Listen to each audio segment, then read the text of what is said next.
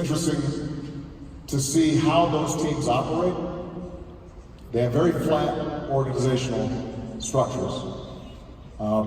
And the offices are open because they want people going from office to office, constantly trying to figure out, what are you working on? How are you doing this? Let's solve this problem together, as opposed to everybody just doing something on their own.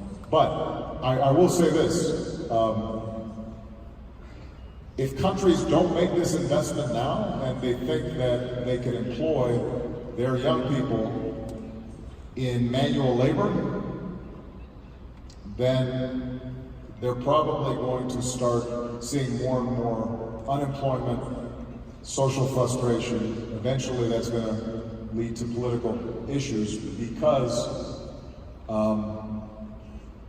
jobs in factories, they're not coming back at the scale that they used to be. In the same way that in agriculture, in the United States, it used to be maybe 30–40% of the people worked producing food. Today, 1%, maybe 2% of all the US workforce produces food. And we have more food than we know what to do with, because that's what technology does. Talking about young people, in Colombia, such as in the rest of Latin America, 40% of the population is young. One of my favorite quotes from you is, I am asking you to believe not in my ability to create change, but in yours. We've heard about government and about companies. What is your advice for the next generation of leaders in Colombia and Latin America? One of the great things about being young is that you shouldn't be trapped by the old ideas of the past.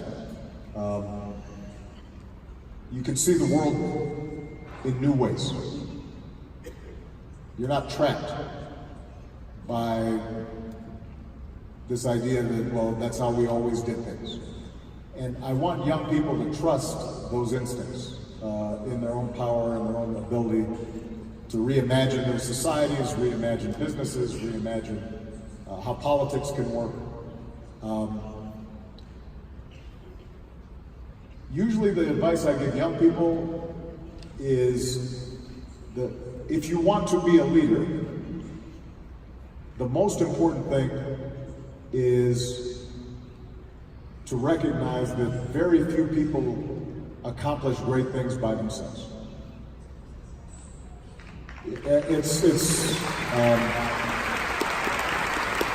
You know, even the people we think of as geniuses. You know, Picasso, yeah, he worked with Braque, and he worked with a whole bunch of different painters to develop his style. You know, great musicians, they learn from different collaborations. Great athletes, you know, unless you are just Serena Williams or, you know, but I mean, look, you're from Argentina. Messi is amazing, but Argentina's had trouble winning the World Cup. Don't remind me, please. Even though you have the greatest player, because it's a team. And so what I always say to young people is that you have to think in terms of how do you learn to work with other people in ways that encourage them also to be powerful and also to succeed, as opposed to thinking, how do I step on somebody else to make myself bigger? How do I lift up people so that they're succeeding? Because if they succeed, then I'm going to succeed as well. The second advice I often give young people is focus more on what you want to do and not what you want to be. And what I mean by that is, you know, when I was in Washington, I'd meet young people that come and they'd say to me, "Oh, Mr. President, I want to be a president." And I'd say, "Why?" "Well, I don't know."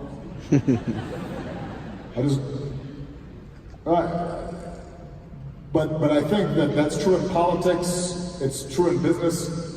And what I say to young people is, usually the people who are the most successful, it's because they're passionate about what they're doing. You know, I didn't go into politics because I said I want to be president. I went into politics because I said I want children to have health care. And I want young people to be able to get a great education. And I was working on those things that led me into politics because it was a means for me to achieve those goals. Bill Gates didn't start off saying, I want to be the richest man in the world. He said, I really love computers.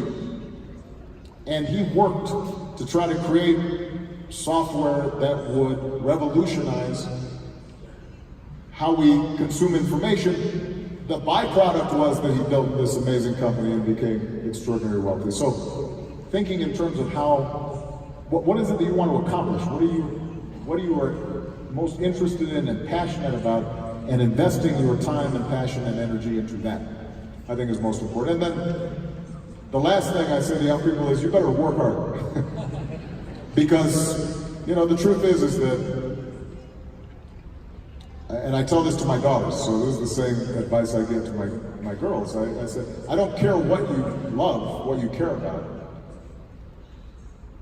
If you don't invest time, you will not be excellent at it. And if you're not excellent, then it doesn't matter what your intentions are, you are not going to, people will not follow somebody who is not working hard and doing their best. You know, in the White House, I always used to say, I will never get mad at you for making a mistake, but I will get mad if I feel as if you're not doing your best.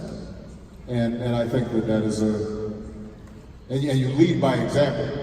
The leaders who you end up most admiring are the people who themselves make sacrifices. You know, I remember traveling to South Africa for this first time and going to Robben Island, which is where Nelson Mandela was imprisoned for 27 years.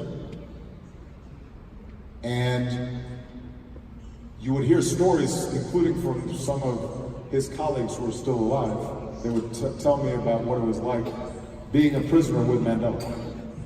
And Mandela, the guards sometimes would say, Mandela, here, you can have this special meal. They'd say, well, no, I'm not going to have this meal if all the other prisoners are not getting this meal. Oh, Mandela, you know, you don't have to break rocks in the hot sun all day. No, that's what my colleagues are doing. That's what I have to do too. And so it's not a speech that made Nelson Mandela great. It's people seeing somebody living out their convictions and making sacrifices. And that's what people watch. What do you do? Not just what you say. Fantastic, Mr. President. Fantastic. Very inspiring. Thank you.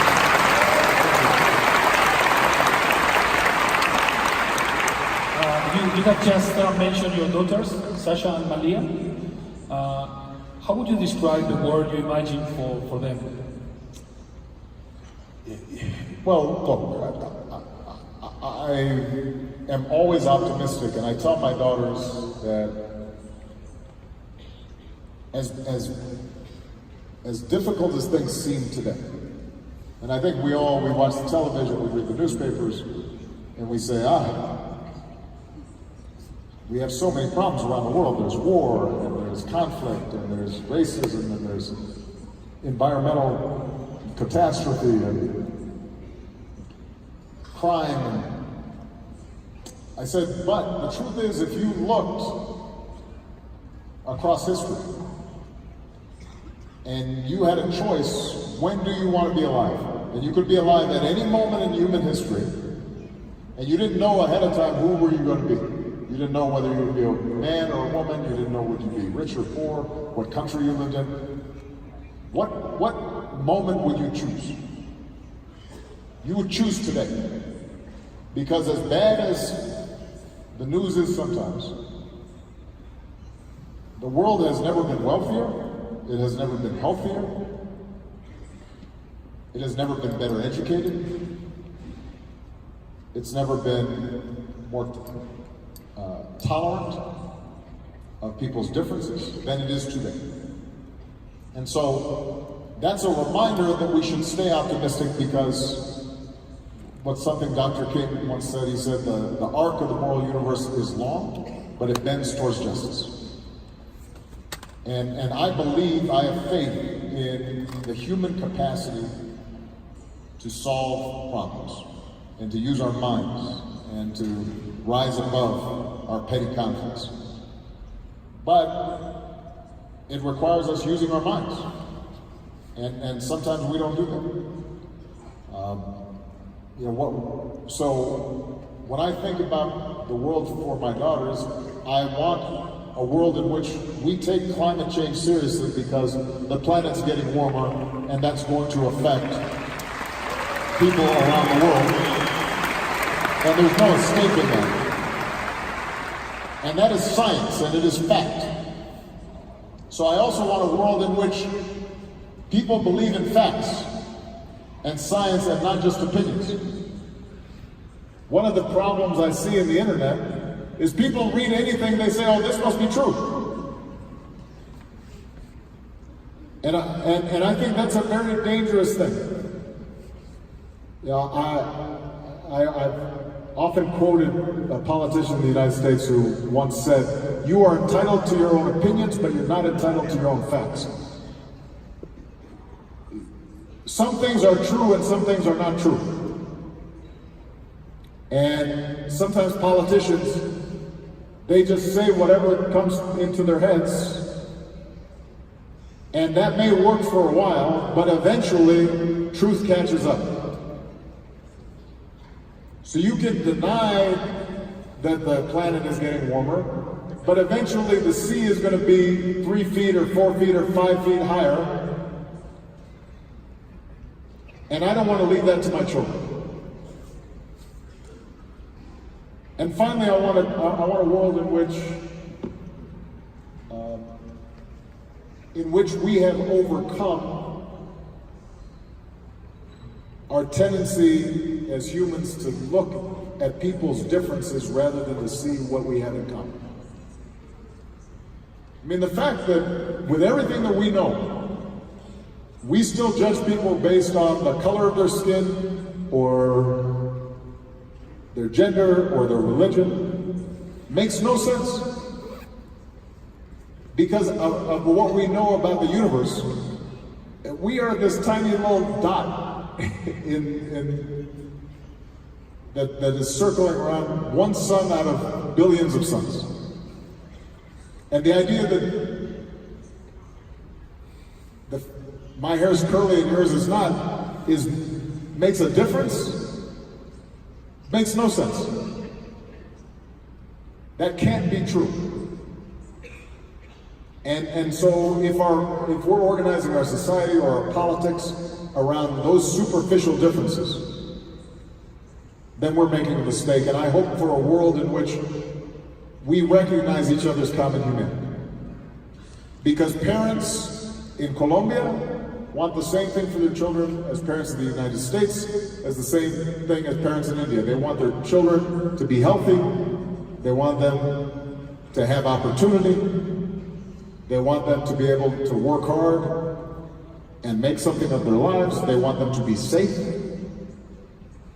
All of us have the same disappointments and hopes and dreams. You know, one of the things that one of my favorite moments of my presidency was very early in my presidency. I was in Mexico, and the great novelist, Gabriel Garcia Marquez, who is still alive, he came as a guest of the Mexican president. And he gave me 100 Years of Solitude. He gave it to me, his copy. He had it signed. He said, 100 Years of Friendship. Gabriel. And, you know, that was one of my favorite books when I was very young, when I was in college reading. I'd never been to Colombia. The life that was led in Colombia that he describes in his book is different than mine. I was living in Hawaii when I was reading it.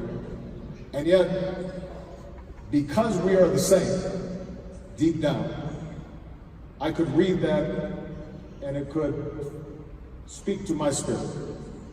And that's evidence, that's proof that we're the same. And I hope that that's something that we understand for our children.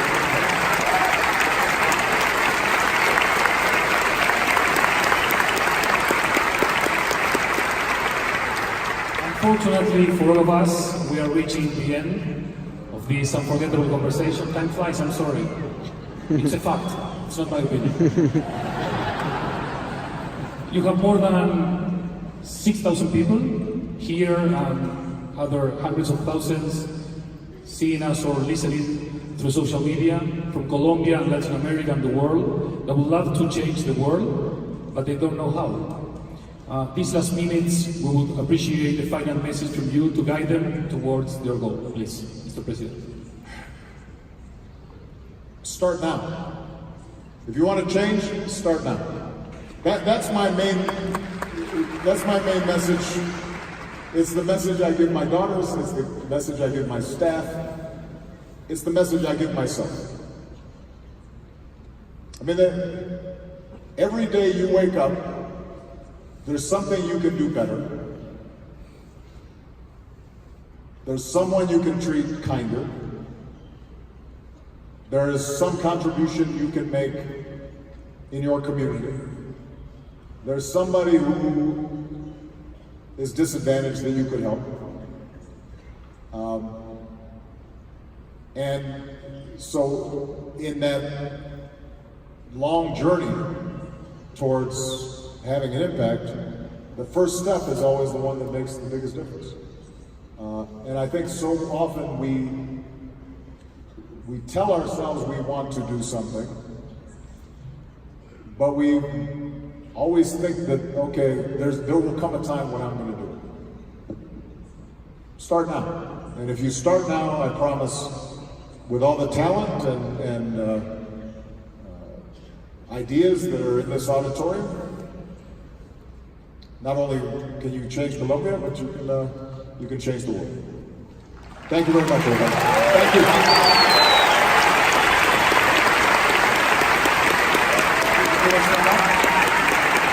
Ladies and gentlemen, señoras y señores, President Obama continues to write history today with a golden place with his unforgettable presence. Thank you all for sharing, and thank you very much, Mr. President. It has been an incredible honor to have you here today.